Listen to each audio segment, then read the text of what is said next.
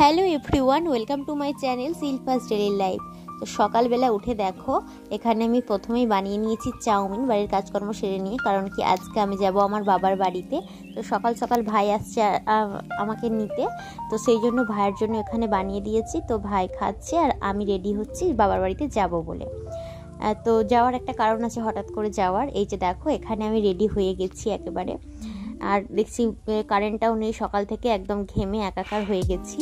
আর আজকে আমার কয়েকটা দিদি এসেছে আর কি, মাসির মেয়েরা, ওরা বাবার বাড়িতে এসেছে কিছুদিন আছে। তো যেহেতু আমার এখানে বিয়ে বাড়ি ছিল, বউ ভাত ছিল, তো সেই জন্য আমার যাওয়া হয়নি। আর বৃষ্টিটাও হচ্ছিল কদিন ধরে। আর আজকে যেহেতু ওয়েদারটা ভালো আছে, ভাবলাম দিদি আরে আজকে বাড়ি চলে যাবে, গিয়ে দেখা করে আসি। কারণ কি প্রায় মানে অনেক দিন পর আর কি দেখা হচ্ছে দিদিদের সাথে। তো প্রায় 3 বছরের মতো ভালোভাবে ওদের সাথে দেখাই হয়নি, বছরে একবার করে এসেছিল, ও কিছু সময়ের জন্য দেখা হয়েছিল, তারপর আর দেখা হয়নি। সেই জন্য আজকে যাচ্ছি দেখা করবো। আর এটা হচ্ছে আমার একটা দিদির ছেলে, ও খুব ইউটিউবে শর্টস বানায় আর হচ্ছে বলতে থাকে লাইক করো এরকম একটা ব্যাপার। আর এখানে দেখো আমরা সবাই টিফিন করতে বসে গেছি, মুড়ি টুড়ি নিয়ে চলে এসেছি পুকুর পাড়ে। আর এখন আমরা 4 বোন আছি, আরও একটা দিদি আসার কথা আছে, পিসির মেয়ে। তো আসলে সবাই মিলে একজোট হবো আর কি, দিদি এখনও আসেনি। আর এখানে দেখো দিদি ডাব কাটছিল, তো ডাবের জল খাবো বলে, তো সেটাই খাচ্ছিল বাচ্চাগুলো সবাই। আর এই যে দেখছো আমাদের রায় বেবি আছে, আর ওই বাচ্চাটাকে আমরা ছেলেটাকে আমরা গোলু বলেই ডাকি। তো দেখো রায় আজকে একটু মানে মনটা খারাপ হয়ে আছে, কারণ কি দেখছে আর একটা বাচ্চা চলে এসেছে, তার মানে রায়ের আদরটা একটু কমে গেল। আর যেহেতু দিদির ছেলেটাকে আমরা এই প্রথমবার দেখছি আর কি, তো ওর প্রতি আমরা একটু বেশি ভালোবাসা দেখাচ্ছি, আদর করছি, তো আমাদের রায়ের মনটা একটু খারাপ হয়েছিল।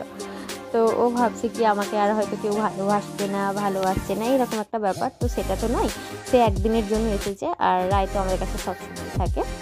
আর এখানে দেখো ডাবের জলের থেকে আমার এটা শাঁসটা যে থাকে, পাতলের নরম শাঁসটা, সেটা খেতেই বেশি ভালো লাগে, তাই সেটাই খাচ্ছিলাম। আর তারপরে দেখো বোন দোকান থেকে নিয়ে এসেছিলো আইসক্রিম। তো জল বরফ বলতাম এগুলোকে, আগে বায়না করতাম কিনে খাওয়ার জন্য, বলতাম মা কিনে দাও, তো 2 টাকা দাও কিনে খাবো, এরকম একটা ব্যাপার। আর এখন দোকানে সবসময় থাকে, কিন্তু খুব একটা খেতে ইচ্ছে করে না। আর এখানে দেখো বোন মাংস কাটছিল, আর মা কিছুটা রান্না করে দিয়ে চলে গেছে, আর এখানে দিদি মাংসটা করতে বসছে।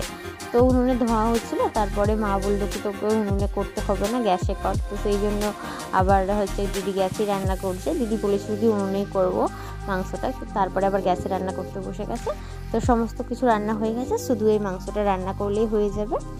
তো এটাই করছিল দিদি, আর দিদির সাথে গল্প করছিলাম। আর এর মধ্যে আমার পিসির মেয়েও চলে এসেছে, তো তার সাথে আমি উপরে বসে বসে গল্প করছিলাম। তো মাংসটা ভাবলাম কি ভিডিওটা তোমাদের সাথে শেয়ার করব, দিদির হাতের মাংসটা, কিন্তু তারপরে আর খেয়াল ছিল না, তো শেয়ার করা হয়নি।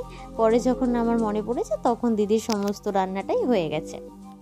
সে যাই হোক, এখানে দিদি রান্না করতে থাকছে, চলো তোমরা ভিডিওটা দেখতে থাকো। আর এই দিদিরও একটা ইউটিউব চ্যানেল আছে। তো দেখো এখানে তারপরে আমরা সবাই মিলে খেতে বসে গেছি, ভাই, বাপি, বোনপো, বোনঝি, দিদিরা, তো সবাই মিলে বসে গেছি।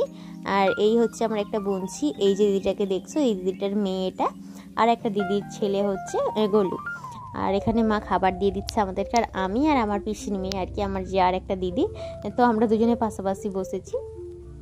চলো খেয়ে নিই। মা এখানে আলু ভাজা বানিয়েছে, একটা সবজির তরকারি আর মাংস, আর ছিল চাটনি। তারপরে দেখো বিকেলবেলা দিদিরা সবাই বাড়ি চলে গেছে, আমি আর আমার দিদি দুজনেই বাড়ি চলে আসলাম। দিদি ওর বাড়ি চলে গেল, আমিও বাড়ি চলে আসলাম। আর এসে দেখো সন্ধ্যাবেলা এখানে মুড়ি নিয়ে বসে গেছি, তো চানাচুর আর শসা কুচিয়ে মুড়িটা মাখিয়ে নিয়েছি। তো চলো এটা খেয়ে নিই।